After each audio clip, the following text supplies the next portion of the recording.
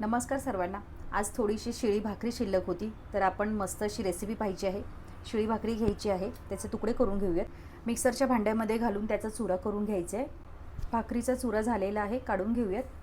त्याच मिक्सरच्या भांड्यामध्ये हिरवी मिरची, आलं, लसूण, अर्धा चमचा ओवा आणि जिरं घालून घ्यायचे आणि दरदरीत वाटून घेऊयात। वाटून घेतलेली हिरवी मिरची, आलं हे घालून घ्यायचे। यामध्ये बारीक चिरून घेतलेला कांदा, टोमॅटो, किसलेलं गाजर घालून घ्यायचे।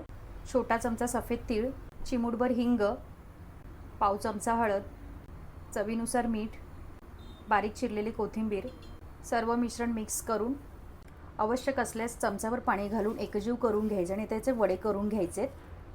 वडे करून तयार आहेत, तळून घेऊयात। तेल आहे ते छान गरम करून घ्यायचे, सोनेरी रंगावरती तळून घ्यायचे। हे वडे शॅलो फ्रायसुद्धा करू शकता। वडे आहेत ते तळून झाले, काढून घेऊयात। शिळ्या भाकरीचे छान असे वडे तयार आहेत। तुम्ही नुसते किंवा चटणी किंवा सॉससोबत खाऊ शकता। रेसिपी आवडल्यास लाईक, शेअर, सबस्क्राईब करायला